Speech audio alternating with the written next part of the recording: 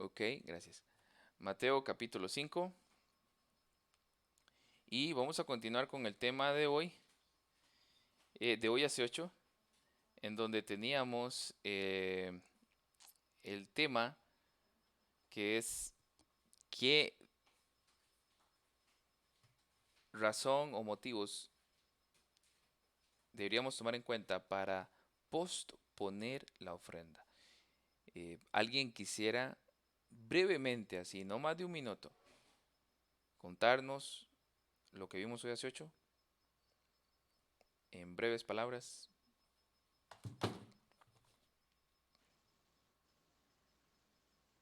Que amén. Sí, hermano David. Resumiendo lo que vimos, ¿verdad? Este, era como le explico yo, lo de limpiarnos, ¿verdad? Con lo que eran los problemas, los hermanos, recuerde que posponer la ofrenda no era no darla, sino era posponerla para podernos limpiar de los problemas que tenemos, como le decía el texto, con los hermanos. Igual, eso implicaba para otras cosas también, ¿verdad? Que estuviéramos mal al momento de presentar la ofrenda, pero igualmente presentar la ofrenda, ¿verdad? Como vimos, la importancia está llevando la ofrenda, pero sí, en ese dado caso específicamente, se tenía que posponer para nosotros ponernos a cuentas con Dios y luego siempre llevar la ofrenda. Igual, hermano, creo que se explicó que eso no era excusa para que nosotros dejemos de ofrendar, que eso es importante, ¿verdad? Tenerlo en consideración, que no pongamos excusas de ninguna índole para dejar de ofrendar para el Señor. Ujú. Ya habíamos visto que el contexto eh, religioso, la ofrenda en este texto, estaba haciendo alusión a los judíos, cómo llegaban con el cordero para presentarlo como ofrendas de paz, de reconciliación, ¿verdad? Entonces, por eso se decía, déjala ahí. O sea, si en el momento que estabas con el sacerdote enfrente, eh, en el ritual de la ofrenda, y ahí te acordabas que aquel hermano tiene algo contra ti, deja la ofrenda ahí, ve y soluciona eso, y luego regresa y termina la ofrenda. Habíamos visto que ya Cristo es el sacrificio. Gracias a Cristo tenemos paz para con Dios, estamos reconciliados con Dios. Y por eso la ofrenda que nosotros llevamos ya no es para alcanzar perdón, no es nada relacionado con eso, sino que es un acto de adoración a Dios.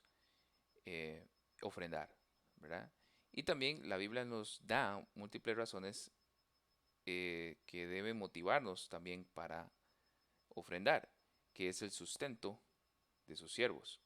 ¿Verdad? En el Antiguo Testamento veíamos cómo habían leyes para que los levitas recibieran del sustento por medio de los diezmos del pueblo, y también los sacerdotes y el sumo sacerdote, incluso ellos vemos en todo que ellos también diezmaban de sus diezmos. De todo, o sea, todo el mundo llegaba con una ofrenda. Era un acto de oración de todo el mundo, ¿ok? Entonces, hoy vamos a ver en el contexto es algo específico en cuanto a esta relación que tenemos eh, con las ofrendas, con este acto de adoración que nos ha- haría posponer esto más puntualmente.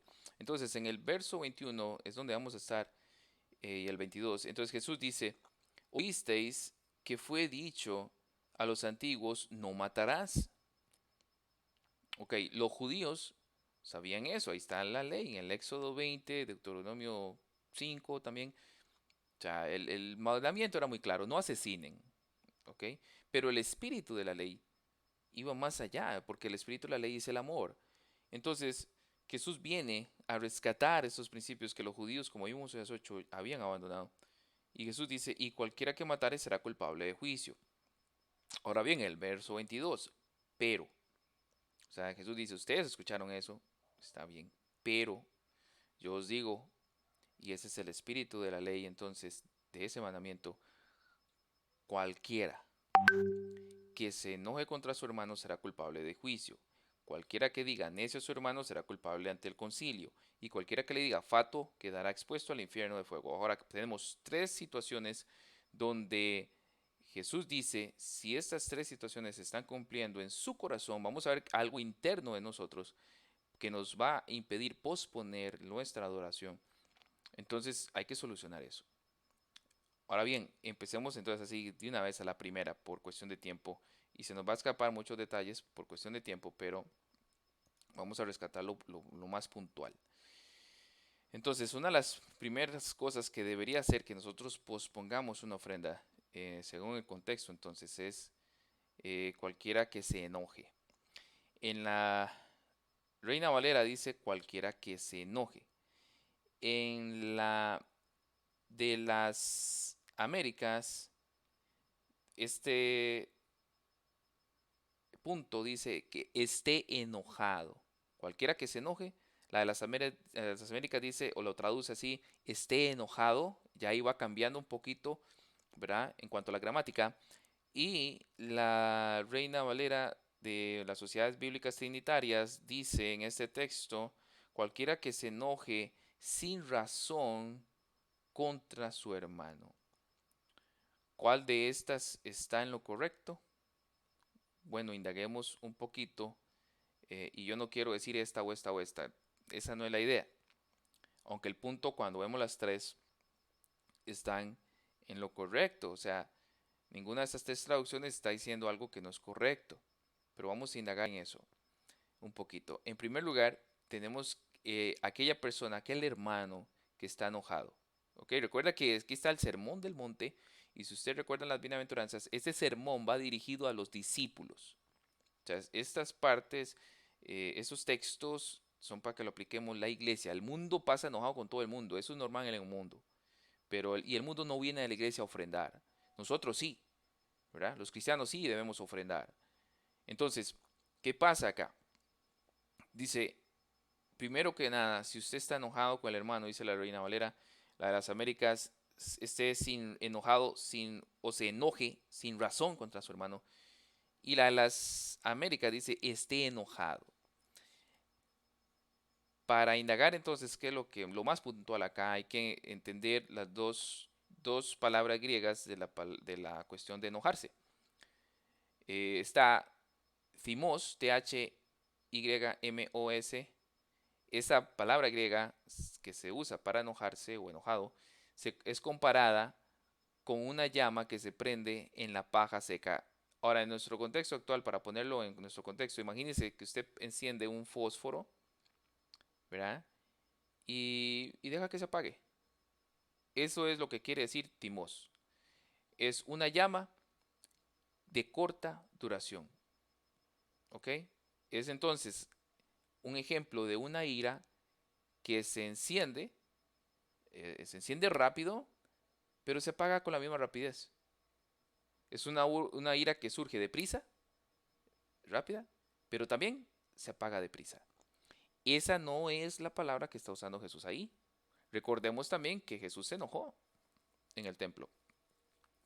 Y recordemos que también un texto en Efesios dice, airados, pero no pequéis. Entonces hay cosas que en cuanto a la ira, nos producen nosotros ira santa. O sea, nosotros somos hechos a imagen y semejanza de Dios. Y Dios es un Dios justo, santo, y su ira es buena y santa. Y nosotros al nacer de nuevo también tenemos ira, ese enojo santo. A nosotros nos enoja un montón de cosas que están pasando a nivel de iglesias. Y es un enojo que también Dios siente. Entonces es un enojo piadoso. Eso no es lo que está hablando Jesús acá. Y también, hablando en términos de relaciones, muchas veces tenemos este enojo que tampoco es pecaminoso. O sea, eh, eh, en relaciones, por ejemplo, de hermanos de iglesia. Un caso que no sea nosotros, pero yo he visto en varias iglesias. Usted llega a la iglesia puntual y alguien se sentó en la silla que usted siempre se sienta. ¿Verdad? Hay gente que se enoja por eso. Entonces, eso es por ejemplo, dar un ejemplo así vago, ¿verdad? Usted se molestó, pero usted entró y no pasa nada. Y ya se le apagó la ira. Eh, Eso es un ejemplo. En relaciones de hermanos, eh, que un hermano de repente haga algo es parte de su conducta, es parte de su forma de ser y que de repente a otro le moleste. Pero el otro dice, no, pero eso no es nada, ya se apagó. ¿Entiendes? O sea, son cositas que se pueden dar. Eh, no sé, que salimos todos y nadie cerró el templo. ¿Y pero qué pasó con los diáconos? Y todo el mundo se empieza a echar la bola a todo el mundo. Nos enojamos, pero no, no, yo me devuelvo, yo cierro el templo. Ahí apago, ahí acabó todo. Entonces, son cosas de rutina diaria y se apaga. No, no pasó nada. Y el problema es con el texto, con la otra palabra griega, que esa sí es la que se está usando acá, que la raíz es orge, o sea, lo pronunciamos en español porque aquí yo no hablo griego, Orgue, y esa sí se describe como una ira que sí es larga, es una ira de larga vida, es como un fuego que ese sí enciende un bosque, ese sí hace estragos, ese sí quema una casa, ese es un fuego que hace daño. Y es una ira que no se apaga, que está ahí, es una rabia que está dentro de la persona y cada vez agarra más fuerza y agarra más fuerza. Y es una ira como que se va cultivando, que se sembró y va creciendo y va creciendo y va creciendo. Y no muere, no se apaga. Eso es lo que está queriendo decir Jesús ahí. Entonces, no es que estemos enojados, porque si es una ira que se apagó, no hay problema, ¿verdad? Se soluciona y a todos nos pasa, todos en ese sentido podemos tener ciertos roces en iglesia y no pasó nada. Eso es normal, de hecho. Lamentablemente en nuestra naturaleza caída muchas veces se da, por X o Y razón, ¿verdad? Muchos en las iglesias han juzgado el carácter del pastor por tener una ira timos, que es la primera que acabamos de escribir. Ay, es que el pastor se enojó desde el púlpito. Sí, pero fue una ira corta, normal, que como seres humanos la experimentamos, ¿cierto o no? Eh, que Olger se enojó ahí expresando un comentario. Y sí, nos podemos enojar, pero es algo que se apaga, ¿ya? Eh, eso, muchos en su inmadurez lo han malinterpretado y hasta se van de las iglesias. Ese pastor es muy enojado en el púlpito. Eh, eso no es lo que Jesús está hablando. Eso no es, en ese sentido, algo por lo cual debemos posponer la iglesia.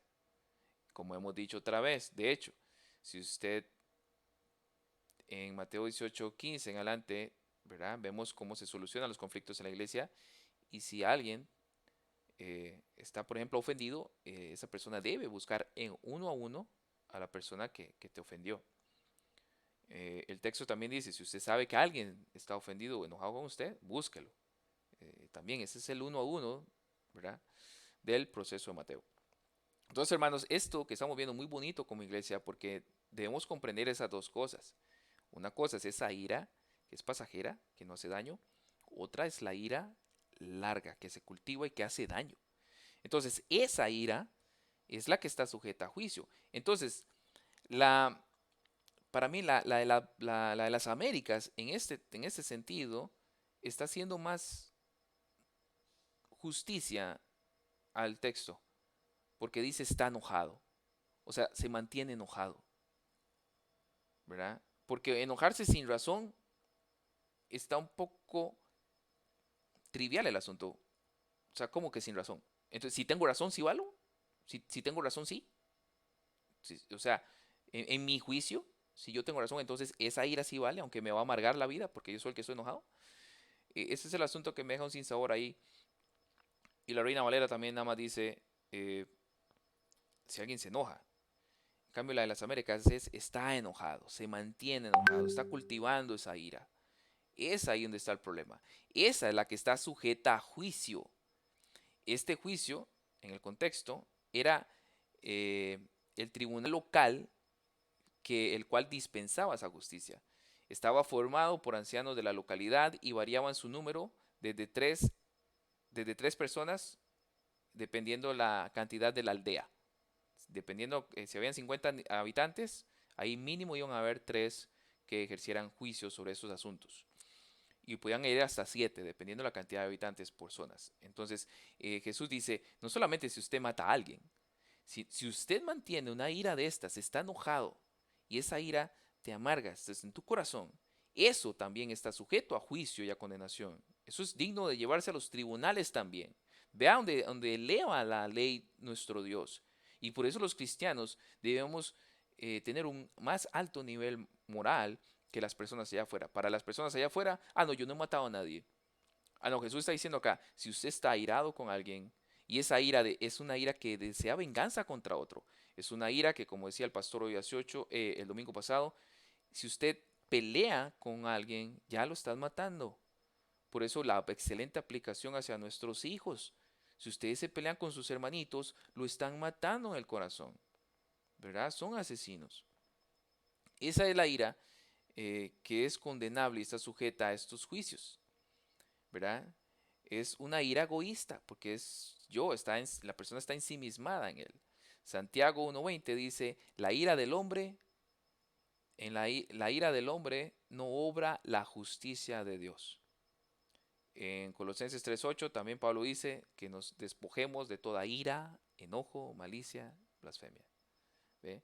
Entonces, hasta el más elevado pensamiento en nuestra naturaleza pecaminosa que nos lleve a esta ira, eso es condenado por Dios y debemos entonces posponer una ofrenda. No podemos llegar a adorar a una iglesia si en nuestro corazón estamos airados, enojados con nuestro prójimo. Muy bien, entonces eso es de tener cuidado. En nuestro corazón tenemos que ir en paz con los hermanos, en paz, otra vez, todas las esferas, hermano.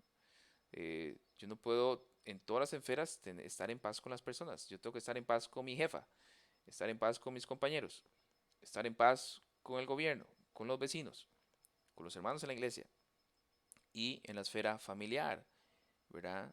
Nuestros hijos, si ellos dicen que van a ir a adorar, pero se pasan peleando entre ellos, no van a ir a orar, a adorar. Entonces también en las esferas, todas tenemos que nosotros ir sin ira ni contienda, ir a adorar a Dios. De hecho, hay unas frases que hasta los filósofos de esa época hablaban en contra de la ira. Cicerón decía que cuando entraba la ira en escena, no se podía hacer nada a derechas ni con sensatez. Séneca decía acerca de la ira, eso es una locura breve. El que se deja dominar por esa ira es una locura breve, decía él. Entonces Jesús prohíbe definitivamente la ira que se cultiva, la ira que no se quiere olvidar, que guarda rencor, que desea venganza. Es esa ira que niega a apaciguarse, a pacificarse. Es esa ira que busca venganza, que no perdona, ¿verdad? ¿Cuántas personas en las iglesias llegan los domingos que es que adorar, pero no están en paz con el hermano? Por eso la aplicación en el contexto judío. ¿Cómo vienes a presentar un corderito para decir, Dios, aquí perdona mis pecados, yo necesito tu perdón, ten misericordia a mí, pero tú no quieres perdonar a aquel, tú no quieres perdonar a aquella? Hay rencor, hay ira en tu corazón. Ese es el asunto. Entonces Jesús dice, dejen eso ahí, solucionen eso y luego ven y presenten la ofrenda. Hermanos, entonces qué importante es que lleguemos a adorar con un corazón en paz en todas estas esferas. Un breve tiempo para comentarios, si alguien quiere acotar algo para entonces avanzar al próximo punto. Hermano David. Sí, amén, nada más para aportar. Es que vamos a orar al Señor. Y digámosle, yo no sé si ustedes han enojado, pero a veces cuando uno está enojado, es como hay como un nublamiento en el entendimiento de uno. No lo deja pensar como naturalmente usted piensa cuando está sereno. Entonces el problema más grande que yo veo también ahí, ¿verdad? Para aportar algo, es que digámosle, si nosotros vamos a la iglesia y mantenemos un enojo continuo, como decía ahí la palabra, nos va a robar hasta la bendición de entender mejor la palabra, porque Sí. no vamos a estar con un entendimiento claro de lo que el pastor está enseñando o el maestro, si tenemos en nuestra mente continuamente y cada segundo el enojo que le enternece y que oscurece el pensamiento. Amén. Hermano pastor. Estaba recordando que esta palabra orge es la palabra que aparece en 1 Tesalonicenses 1:10 y en 1 Tesalonicenses 5:9, Ujú, hablando de esa ira prolongada de Dios, y que esos textos dicen que Dios nos librará de la ira venidera, y ujú. que, claro, los pensacionalistas hablan de que es esa gran tribulación que va a haber, pero en realidad el texto habla de esa ira prolongada que va a haber al final, ¿verdad?, del mundo. Entonces me acordé de eso. Sí, qué bonito eso, porque entonces eh, no debemos nosotros como seres humanos tenerla, pero Dios sí sabe manifestarse en base a eso, y obviamente Él es justo, de Él es la venganza. Eh, Excelente. Sigamos al siguiente punto. Son tres cositas. Entonces, uno, el que se mantenga enojado con un hermano. Muy bien. Segundo, eh, cualquiera que diga insensato, según la de las Américas, la Sociedad Bíblica Sanitaria dice el que diga a su hermano raca, y la de las Américas, perdón, la Reina Valera dice cualquiera que le diga a su hermano eh, necio, necio, insensato, raca. Bueno, vamos a ver qué es lo que quiere decir eso. Jesús entonces pasa de hablar de la ira, que se manifiesta en palabras, y los maestros judíos prohibían tal ira y tales palabras. O sea, pasan de la ira a las palabras, porque ahora está diciendo cualquiera que diga, ¿ok? Está refiriéndose a alguien que dice con sus labios. Y eh, esta palabra tiene que ver con la opresión o con el insulto, más puntualmente. Eh, Hay un dicho que había en esos tiempos que es el siguiente: tres tipos descienden a la gajena para no volver: el adúltero, el que avergüenza a su prójimo en público, y el que le pone a su prójimo un mote insultante. Entonces, están igualmente prohibidas en nuestros corazones, hermanos, la ira, como también algunas expresiones que ofenden a otros. El término que se usa es uno que desprecia a otro con arrogancia, con cierta superioridad. Eso es lo que quiere decir más puntualmente esa palabra. Hay una historia rabínica que me encontré en un comentario. eh, es la siguiente: venía un supuesto rabí. ¿Se acuerdan los rabí? Ellos tenían mucha intelectualidad, mucho conocimiento. Supuestamente se llamaba Ben Eleazar. Venía de la casa de su maestro y se sentía orgulloso al pensar en su inteligencia, su erudición, su conocimiento y todo eso. El hombre venía volando, ¿verdad? En todos estos aspectos intelectuales. Y venía un viajante, ¿verdad? Un poco desfavorecido físicamente, con una cara tal vez no muy agradable, y lo saludó a él. Este rabí eh, no le devolvió el saludo, sino que le dijo: "So Roca, qué feo eres. ¿Son todos los de tu pueblo tan feos como tú?". A lo que esta persona le contestó a este rabí y le dijo: "Yo no lo sé.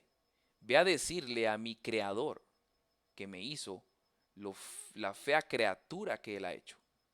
En otras palabras, como decimos los ticos, se lo sonó. Ese que se creía tan intelectual, tan erudito, tan bondadoso, en ese sentido está siendo un eh, insolente para con su hermano, un insensato. Entonces, es el pecado, más puntualmente, de menosprecio, que merece también todo juicio severo. Habría que llevarlo al juicio ante Sanedrín, dice Jesús, el tribunal supremo de los judíos.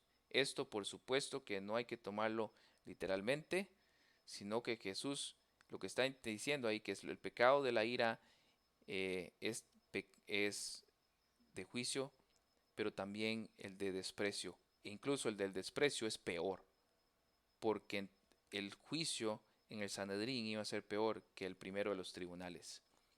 O sea, las palabras en ese sentido de desprecio hacia otros hermanos es de condenación. Y eso impide que nosotros, si tratamos esas cosas a personas así, o hemos sido tratados así y tenemos algo contra esa persona, no debemos posponer la adoración y a solucionar eso. Entonces, aquí me encontré algunos ejemplos sobre ese desprecio o cómo personas tienen ese fruto por algunos aspectos de vanidad de la vida, ¿verdad? Hay un desprecio que surge del orgullo, eh, por ejemplo, de una posición laboral. Eso lamentablemente es muy común. Hay gente que entró, por ejemplo, muy dado en las empresas, entró el hombre ahí limpiando pisos, pero luego entró en la parte más de producción, luego lo ascendieron a supervisor y sube a supervisor, ahora se siente más que los otros y luego lo suben a administrador y ese hombre se le subió eso a la cabeza. Y ahora por esa posición laboral desprecia a los otros y los tiene por menos. O también por el dinero. Gente que le va bien con el dinero y ya desprecia a otros por tener dinero, por tener más lujos, más facilidad adquisitiva. Entonces ya desprecia al pobre. Está el orgullo que también crece relacionado por hacerse de cosas materiales. Y también el desprecio que viene por el conocimiento. Cierta manera, eso es bueno, pero el conocimiento tiene que más bien llevarnos a la humildad y amar a todos por igual. Todas estas son vanidades y dice un comentarista, la peor de ellas es la vanidad intelectual. Esta es la más difícil de entender, dice el comentarista, porque lo que más le impresiona a un sabio es el sentimiento de su propia ignorancia. Me encantó eso, porque debemos cuidarnos nosotros, todos nosotros hermanos, tenemos la bendición de estar en una iglesia en donde trabajamos mucho el intelecto, trabajamos mucho la teología, no queremos ser light con la teología, no queremos, amamos la historia, nos encanta leer, o sea, somos una iglesia hermanos muy linda, pero tengamos cuidado, porque no podemos llenarnos de orgullo y menospreciar a otros hermanos, porque tienen otra teología diferente, porque tienen una escatología diferente. En ese sentido, muchas veces, hermanos, hemos pecado, especialmente al inicio. Llegamos a las doctrinas de la gracia, wow, esto es maravilloso, ahora sí estoy en la verdad, los otros no, me los voy a sonar en redes sociales y empiezo a pelear en redes sociales. Eso nos pasa a muchos. Y ojo, como lo dije, nos ha pasado o nos pasa, a mí me pasó. Y ya el Señor lo ministra a uno y uno ya baja el nivel y dice, no, yo recibí esto por gracia. Señor, ayúdale a otros también a recibir esto. Entonces hay que tener cuidado, porque entonces esto es condenable y es un nivel más condenable porque es llevado a Sanedrín. Entonces no deberíamos nunca mirar a nadie con desprecio, especialmente a nadie por el cual Cristo murió.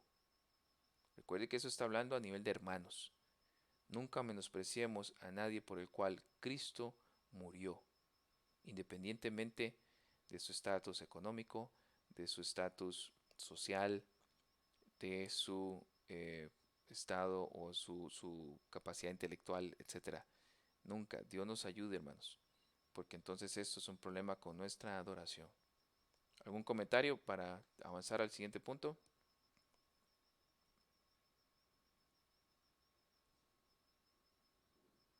No, No, adelante, hermano. hermano, me llama la atención dos comentarios. Sí.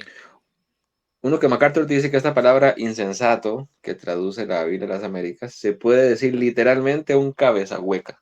Mm. O sea, ese desprecio de yo sé más que tú no sabes nada, ¿verdad? Y el segundo comentario me acuerdo de Jorge, el pastor, el hermano de ¿verdad? Que nos está dando las clases, que él decía algo así, no me acuerdo muy bien, pero él decía algo así: tú puedes saber quién es un ignorante cuando tú ves a esa persona que se cree mejor que los demás. En cambio, tú puedes ver a alguien que es verdaderamente sabio y que tiene conocimiento cuando ves la humildad en la cual esa persona, a pesar de todo su entendimiento teológico, tiene misericordia para escuchar a las personas, para comprenderlas, aun cuando él sabe que aquellas personas pues no tienen el conocimiento de él, pero es humilde. En cambio, el otro es el ignorante que deja ver en su arrogancia que es un ignorante, ¿verdad? Y que sabe poco. Entonces, él decía, la teología nos debe de llevar a la humildad. Amén. Amén. Y exacto. Que Dios nos ayude, hermanos, en todo esto que estamos hablando. Porque el orgullo ahí está y quiere manifestarse, hermanos, muchas veces. Y hay que identificarlo. Excelente. El que le diga al otro idiota, según la de las Américas. La Reina Valera dice fatuo. Y vamos a ver qué dice la de las Trinitaria. Dice necio. Muy bien, Jesús menciona a continuación entonces al que le llama a su hermano en griego moros, M-O-R-O-S. Esta palabra también quiere decir tonto, pero el hombre que es moros es el necio moral. O sea, no es decir idiota, porque por ejemplo hay cuando usted se va a la raíz etimológica de idiota, en el sentido como lo usaban los griegos, no era una palabra ofensiva, no era una palabra ofensiva. Es con respecto a la cultura y todo el desarrollo de, valga la redundancia, la cultura, que se vuelve una palabra a veces ofensiva. Pero no vamos a ir ahí por cuestión de tiempo. Sin embargo, lo que está diciendo es el necio moral. Es el hombre que se hace el tonto. El salmista habla de el necio que se ha dicho en su corazón, no hay Dios. Salmos 14:1. Ese era un necio moral. Un hombre que vivía una vida inmoral al que le convenía que no hubiera Dios. Ahora, no estamos diciendo que estamos juzgando a alguien y le decimos, ese hombre es moros, es un tonto, es un necio, es un inmoral. No es al juicio, no es en eso, es en algo que es pecaminoso. Es al llamar a alguien moros. El llamar a alguien moros no era criticar su capacidad mental, era poner en duda su carácter moral, era ensuciar su nombre y reputación y marcarle como persona de mala vida e inmoral. Pero ojo, no era haciendo un juicio como iglesia, en el sentido de Mateo 18, que se hace se llevan los pasos y hay evidencias de esto. No es en ese sentido. Es más bien el que alguien se encargue de ensuciar la reputación de ese hermano, porque le llama o le hace un juicio que no es real, no es cierto. Entonces, es el que se merece todavía un juicio más severo, porque le dice, ese es, el texto dice, 22, será culpable del fuego del infierno. Ahora, brevemente, el infierno, en ese entonces, en ese contexto, era la Gaena, un poquito de eso. En hebreo, Weninom y Gaena. En la historia de esa palabra, que la Biblia la traduce mucho como infierno, literalmente quería decir el valle de Hinón, que es el valle al sureste de Jerusalén, que fue notorio porque fue donde Acaz introdujo el culto del dios pagano Moloc. ¿Se acuerdan Moloc? Ahí se le ofrecían como sacrificio a sus propios hijos y lamentablemente el mismo pueblo judío hizo eso. Quemó también incienso en el valle de los hijos de Hinón y quemó sus hijos como ofrenda. 2 Corintios 28:3. Me estoy ayudando de un comentario. Josías El rey reformador acabó con ese culto y ordenó que ese valle fuera en lo sucesivo un lugar maldito. ¿Ok? En ese valle de Hinón se convirtió en el basurero público de Jerusalén, en el que se quemaban todos los residuos de la ciudad. El fuego se mantenía latente y había como un hongo de humo que por encima de él, y criaba una clase asquerosa de gusanos que parecía que no morían nunca. ¿Ve? Por eso la referencia a... Hermano Wilmer, perdone que lo interrumpa. ¿Es Gaena o Geena? Es que yo no sé cómo pronunciarlo, hermano. No, no, es que yo estoy con que es Geena, pero estoy confundido. Gehenna, sí, o Gehenna. Geena, sí, Sí, Geena. sí, con Ok, E, perdón. gracias, Gracias. gracias. No, gracias a usted. Entonces se identificaba con el valle, este valle se identificaba en las mentes del pueblo con todo lo inmundo y maldito. O sea, cuando Jesús habla del infierno, es esta palabra, entonces la gente tenía en su mente este lugar, este botadero donde había humo, el fuego nunca se apagaba y ahí siempre habían gusanos. Por eso dice el gusano nunca muere. Así como llegó entonces a ser sinónimo este lugar de un lugar de eterna condenación y sufrimiento. Por eso no es que en el infierno la gente le van a salir gusanos y esos gusanos nunca se van a morir. Eso no es algo literal. Lo que está agarrando Jesús es esa imagen con todo ese contexto histórico y bíblico y asociarla con una condenación que esas personas están sujetas a. Entonces, Jesús insiste entonces que es muy grave destruir la reputación de una persona y manchar su buen nombre. No hay castigo que sea demasiado severo para el chismoso, malicioso o la charla calumniosa que asesina el buen nombre de otro. Eso es lo que está diciendo ese texto. Por eso, hermanos, es tan terrible el chisme, ¿verdad? Porque eso es, el chisme es lo que más podemos a nivel cultural ejemplificar esto. ¿Verdad? Alguien empieza a decir, uy, y aquel dicen, y dicen que aquel andaba aquí, y dicen que aquella, y dicen. No, eso es, estás ensuciando la reputación de aquella persona, y eso es puro chisme. Entonces, mis hermanos, huyamos del chisme, huyamos de eso, huyamos de eso. Como decía alguien, cuando alguien llega con chisme, oiga, eso que usted me va a contar, se lo puedo ir a decir yo a esa persona directamente. Y si la persona dice, uy, no, no, no, ¿cómo va a hacer eso? Entonces no me lo diga. Así, y ya, ¿verdad? Entonces, eh, cuidémonos de eso. Ese en el sentido ese es el sentido de esa palabra. Manchar, estropear la reputación de alguien por calumnias, por chismes y cositas de esas maliciosas. Entonces, cuando esas cosas se están dando, no podemos ir a adorar, no podemos llevar una ofrenda. Ahora, si usted se da cuenta que alguien está chismeando de usted y eso lo tiene ahí incómodo, entonces también es eh, responsabilidad nuestra ir y aclarar ese asunto, ¿verdad?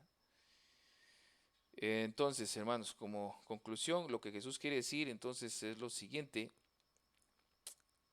En la antigüedad se condenaba por el asesinato y eso siempre era y será condenable. Pero lo que Jesús viene a decir y enseñar acá es que no solamente las acciones externas merecen juicio, sino los más íntimos pensamientos que están en nuestro corazón están sujetos al escrutinio y al juicio de Dios. La ira interminable es mala, el habla despectiva es peor, y el chisme descuidado, malicioso, que destruye el buen nombre de una persona es todavía peor, es lo peor de todo.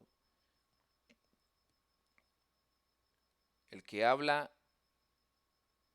el que es esclavo de la ira, el que habla en un tono de desprecio, el que destruye el buen nombre de otro, puede que nunca haya cometido un asesinato, pero sí lo ha hecho en el corazón. Para concluir, nosotros no llevamos sacrificios como ofrendas, pero sí vamos al templo, a la iglesia, a adorar.